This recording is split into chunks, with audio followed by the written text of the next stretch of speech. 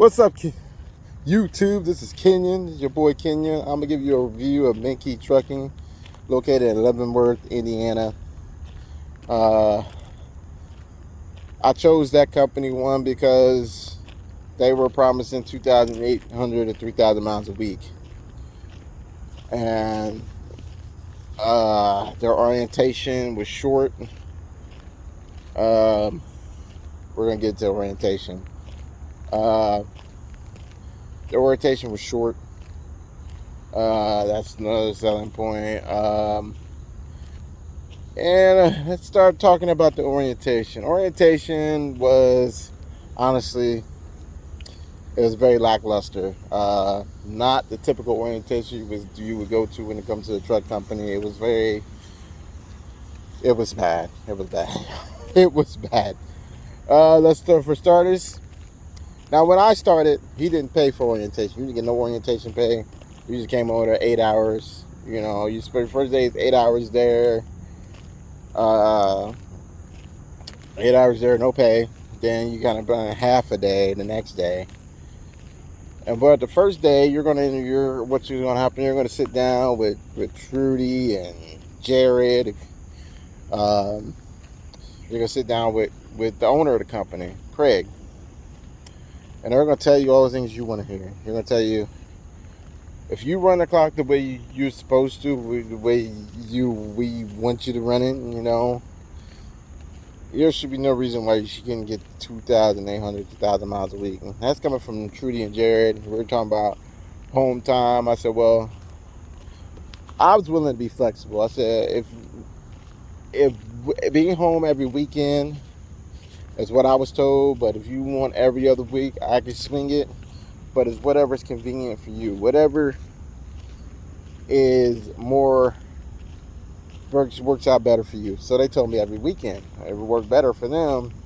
Then get me home at 34, and I come back out and run it hard. And so this is when Craig comes in. He says, you know, if you're getting up on time and you're not oversleeping and you're getting running and you're getting your loads delivered on time, there should be no reason why you are going to not get 2,800 to 3,000 miles a week. It should be no reason why you should get 3,000 miles a week. So that's coming from the owner of the company, both face to my face, telling me, hey, if you run it hard, we going to get you the miles. We going to get you 3,000 miles a week. Okay, and I said, okay, cool. This is what I want. That's what I want. I want 3,000. I want to run it hard. That's me. I want to run it hard. So I'm like, okay, so orientation, he tells you, you know, you got the owner tell you that, you thinking, okay, this is a good company. You got the owner of the company being honest, straightforward with you. And, okay, so we go past, so orientation was very lackluster. Like I said, you don't get paid for it. I think he's paying for it now. I think he's doing a sign-on bonus. From what I've seen, talk to another driver, it's like 2,500, and I think it's like, he said it was like $400 one week, another $400 the next week, and then there's a $1,500 after 90 days or something like that. So yeah, it sucks that it pays out like that, but hey, sign-on bonus is sign-on bonus. Usually those sign-on bonuses come with stipulations. So guys out there, when you see those big, I'm going to tell you something about those big sign-on bonuses, and we're going to get back to what we're talking about. Those big sign-on bonuses, you know, you seen U.S. Express have a sign-on bonus of $10,000. And you don't get that immediately. You get like 1,000, I think it's like 1,000 a month or something like that. But those $10,000, you have to really think about it. Think about this. $10,000. Now, what company is just going to give you $10,000 that they could have in their pocket? So that $10,000 is part of your salary. That becomes part of your salary. That's what that is. So with those weeks you don't get really good miles, well, you know what they're going to say? Well, you got your sign-on bonus, $1,000. That's part of that may save you a week. We're having to get a decent paycheck, and that's the only reason why you may get a decent paycheck. So be very wary of those sign-on bonuses. Don't worry about the sign-on bonus, because the sign-on bonus is part of your salary, right? So I don't really go for sign-on. I don't care about sign-on bonuses, because a company that don't have sign-on bonus actually has better pay versus a company who does have a sign-on bonus. I'd rather go with a company that don't have a sign-on bonus but pays for orientation, because they pay better, most likely. Most majority of the situations you run into, the companies without the sign-on bonuses are going to pay a lot better than those companies, and you're gonna get your miles. You get more miles when you drive the truck. Then the company's gonna give you a $10,000 sign-on bonuses. So don't worry about the sign-on bonus. Y'all wanna everybody talking about the sign-on, but don't care about the sign-on bonus. That's part of your salary. That's part of your salary. They take that right off the top. Now, okay, say if you make 50 grand a year, if they're advertising for 50 grand a year, or 64,000 a year, but they gave you a 10,000 sign-on bonus. Well, that 10 grand. So what you're really gonna make is 54 grand, because they're already gonna give you the 10 grand in the sign-on bonus. It's not like you paid 64 grand a year, and then with the sign-on bonus you're making 74 grand a year. No, that's not how it works. Company wouldn't do that. They're losing out on money. But back to their orientation. Sorry, I digress. But what? So orientation very lackluster. Now I hear that he's paying for giving the sign-on bonus. I hear that he's. I don't think he's paying for the orientation yet. So now when I started, there was no orientation. There was no sign-on bonus. Call me crazy, because I was crazy. I was crazy for even agreeing to do that. I should have said, nope, the hell with that. I'm leaving. You ain't paying me for my time. I was like, nope. No, that's what I should have said. I should have known what my wife said to do. I should have said, nope. I should have passed on that. I should have passed on it. Let me get a swig of my tea. So orientation is very lackluster. What they're going to do is sit down and talk to you about your availability, what your home time is going to look like, and how they expect you to run. Another thing I'll tell you that he does not like his drivers driving early in the morning. So spring and summer and fall, that is a great time to be getting up at 3 in the morning, getting your day started. He does not like that. He wants you to get rolling somewhere around 6, 7, 8 o'clock. That's his hours of operation. You're rarely going to get a load assignment that delivers early in the morning. They're all going to pick up at 7 or 8 or 10:30 in the morning, and are all going to deliver by 8 in the next morning at least. You're not going to see no 2 a.m., 3 a.m. deliveries or 12 a.m. deliveries. Some drivers may like that. I love the early deliveries. I love the early pickups, because you're able to get your day started sooner. You're able to find a parking spot easier at the end of the day. I like getting my day started at 3 in the morning. That gives me that gives me the availability to run my clock from 3 to 5 in the afternoon, which 5 is the perfect time to be shutting down. But he does not like his drivers overnight driving. Now, I would agree with that. Sorry about that. I would agree with that.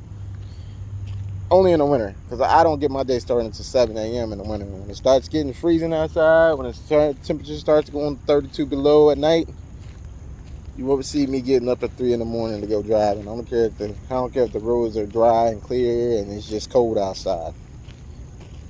So, I always had issues when it came to running with him. Though that 3 a.m. start time was a big issue. It was either I had to wait, and then I had to drive my clock out and not be able to park and get a shower at night.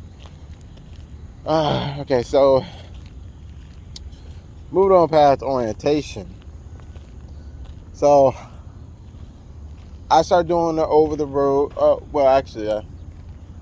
Well, let me jump back to that, because in orientation they're going to ask you. I'm telling you, they're really going to try to sell you on doing touch freight. They're trying to convince you that you'll make more money doing touch freight than anything else, even over the dedicated run. Touch freight. They want you to do touch freight because he makes more money off the touch freight than all the other freight he pulls. So he is going to try to sell you to do touch freight, and because you got to sell me doing touch freight. And I gave in and said, yeah, I'll try it. Because it's optional. You don't have to do it. They won't, well, I'm not going to say they won't force you to do it, because that's a lie. I tried it. I'm going to tell you the first thing that I realized. They usually are like, the touch freight is usually at least 2, 3 stop runs, sometimes 4, 5. I've heard they can get up to like 8 stops. I never got to the 8 stop one. I was like dreading that. So my first touch freight load, I wound up going to Myrtle Beach, South Carolina, for delivery down there. Oh my God, that is a strip you want to get to in the middle of the night. I'm telling you, you get stuck down there from 6 a.m. onward, all the way up to like 8 o'clock that evening, you are in for some world of traffic. It's just so many businesses on that strip that's leading to the beach. It's not funny. It's gonna take you literally, I have 5 miles down to go down the road. I promise you, it took me 45 minutes to get 5 miles down the road, just because of traffic and the traffic lights. And oh my God, it was horrendous. I was like, no. And then I get to my first stop on this down at Myrtle Beach. Kid you not, I went to the small grandma and pop furniture store that barely had a parking lot big enough to fit a 53-foot trailer. And I'm doing this in a Kenworth T680, which has got like I think it's I want to say it's a 2.8, or it might be 2.7 differential on it. I may be saying that wrong, don't quote me on that. I may be a little wrong there, but that is the space between the drives between the steer tires, so it has a bigger gap. So that Kenworth T680, if anybody drove a Kenworth T680, they drive like a long nose. Don't care which one you get, but they drive like a long nose Peterbilt. So they take a lot more space to back up, maneuver, and turn around.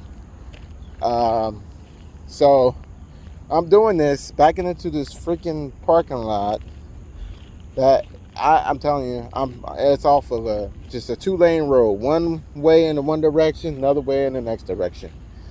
I'm telling you, brother man, or ladies out there, that was a headache and a half, because not only did they have, on going to this parking lot, they have 2 ditches on the right side and left side of this entry of the parking lot. The driveway across the road has 2 ditches on the right and the left, and I'm trying to back up off the road. I'm barely getting the trailer tires around this ditch backing into the parking lot. Then I have to worry about my drives going into the ditch. I'm blocking traffic. I mean, this is like the start of rush hour. So people are coming down this road, getting impatient. I mean, I finally got it in there, but man, I about put it in the ditch like 4 or 5 times trying to get into this place that should not have. That should be a box truck delivery. And they weren't even getting the whole trailer. They were only getting like a small amount of the trailer. They weren't getting that much. And I'm telling you. And then my last stop, I was like expecting to, like, at least I have enough time to go get a shower, right? I look up a freaking truck stop, and it's way out of my drive time. I'm like 2 hours out of my drive time. So I had to go shut it down at a Speedway truck stop. Couldn't get a shower. They don't showers there. Couldn't get a bird bath because they don't have the private bathrooms there. So, man, I did that for a few times for the touch freight. I did that a few times, and every single time at the end of the last load, I wound up having a hard time getting. I had a hard time getting the get in the shower at the end of the day. So I told him. And plus, the money wasn't right. I didn't think it was all that great. It was decent, but it wasn't like, oh my God, I'm making a killing. Like, oh, this is well worth the work, the effort, the time. I mean, so I told him to take me off of it. I said, take me off of it. All right, so they agreed to take me off of it. Okay, so I started to go back to original OTR regional type shit. And I was doing fine. Just going, getting like 2,500, 2,700. With a rollover, it'd be like 3,000 miles. Making the same amount, sometimes even more than what I was making when I was doing touch freight. So there you go. It's a difference. You're not making any difference, any more, any less than what you're making touch freight versus not doing their touch freight. So what they would do, because I think the owner I think it was getting to the point where he didn't have enough drivers, because he was sending messages and stuff. If you want to do touch freight, please let your DM know, blah, blah, blah, blah, blah. He's really pushing touch freight. I think at this time, he's losing a lot of drivers. I think at this time, he was losing a lot of drivers that was doing touch freight. And now he don't have enough drivers that wants to do the touch freight, So what he started doing is sticking me with touch freight. Give me a touch freight load to go home with. And what I would do, I'll call him and say, hey, look, is this touch freight? Oh, let me check. They want to do that. Oh, let me check. I don't, they don't really want to tell you it's touch freight because you don't want to be on it, right? So, let me check. Oh, yeah, this is touch freight, but this is the only one we got to get you home. So it's either you take it or you don't go home. So, of course, you know me, I want to go home. I'm supposed to be home every weekend. I want to go home. So that's what I do. I go home. So I took the load going home. I told him, I said, hey, this is touch freight. I don't want to be on it, but I'll do it this time because it gets me home. Okay, so all right. They said okay. They happy. They got what they wanted out of it anyway. All right, so another week goes by. I'm doing my OGR regional stuff, and again they do it again. They got me a touch freight load to go home, and they gave me the same whole thing. Look, this is the only load we got for you, and I know you don't want to do it, but it's the only load we got going home. So I was like, okay, fine. I'm telling you, I don't want to be on touch freight though. Y'all really pressing the issue. All right, I don't want to be on this stuff. All right, too much work, and yeah, so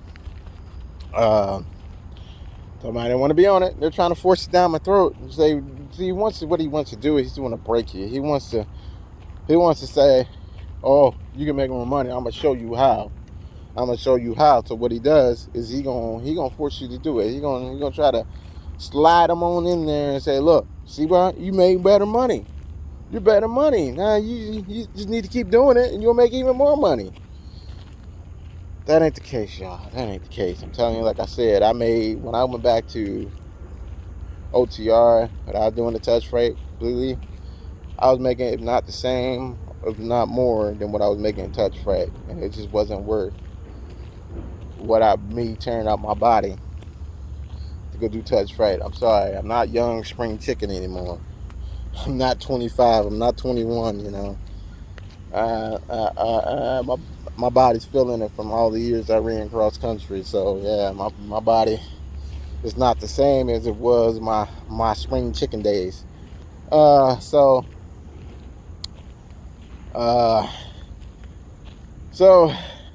he'll try to, bend and break you to get you to do the load, but he won't come out and tell you, hey, this is what you had to do. He always thought, you don't have to do it.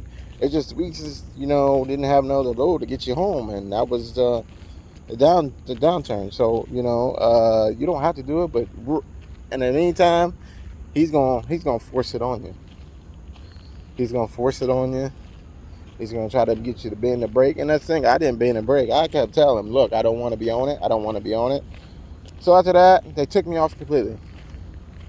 All right, so I went back to OTR, and then my mouths were sucking. They were sucking. I mean, they were sucking 20 200, 1900, 1800 miles in a week, and I'm driving my clock out, asking myself, what in the world did I do this week that made up for driving my clock out?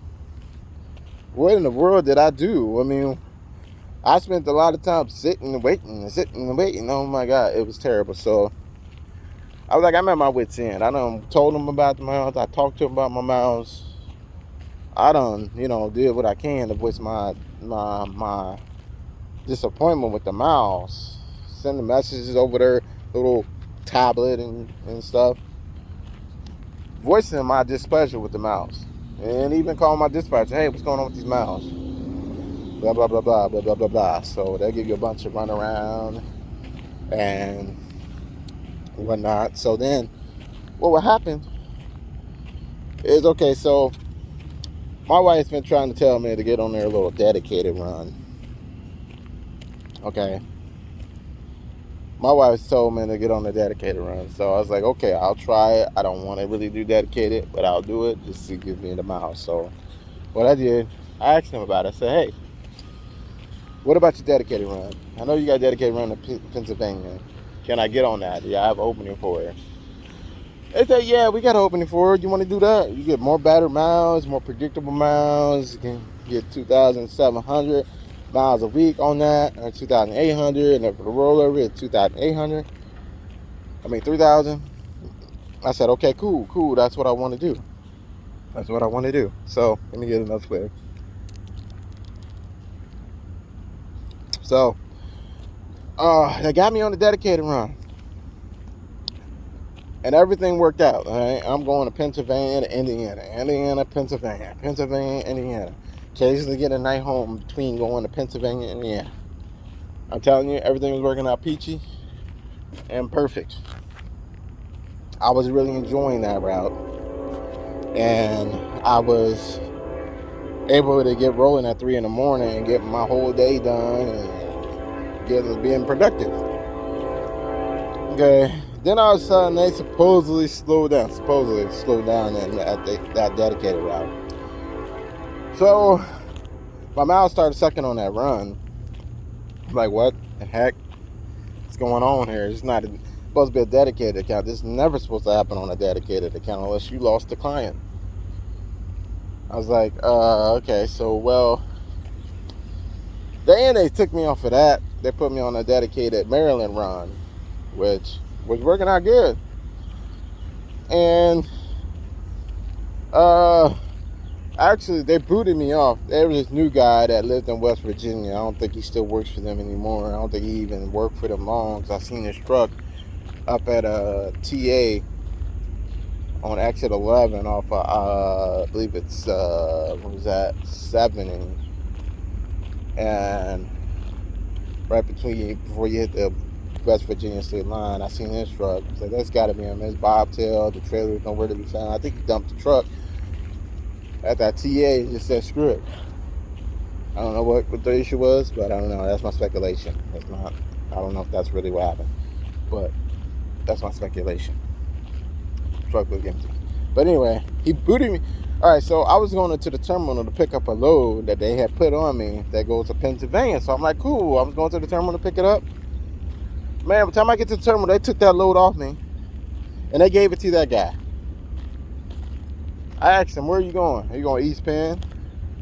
And Pennsylvania, Alberta's Pennsylvania? I said, son of a gun, that was my load. I guarantee you that was my load they took off me to give to him.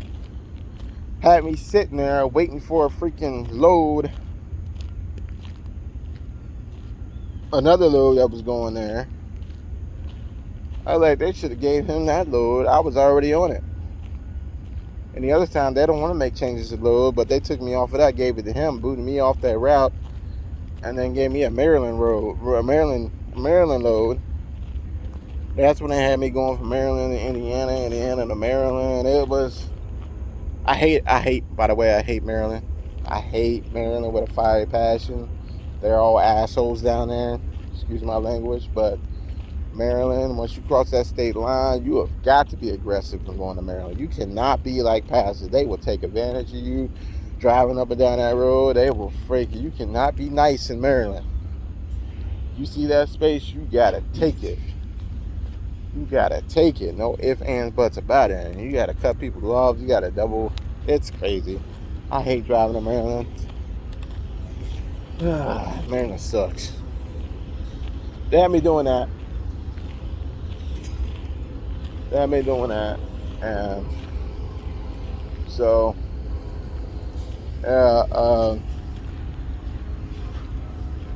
this video is going like 25 minutes. I'm gonna wrap this up, guys. To all my truckers out there, y'all keep the sunny side up, the rubber side down. Remember that you're not alone out there. I know depression is a big thing in trucking, and even when, for all your solo drivers out there driving alone out on the road for like months at a time, remember you're not out there alone. We're all in this together. We ride together. So you guys take care. I'll create a part 2. I gotta find out if my trailer's loaded. All right, peace.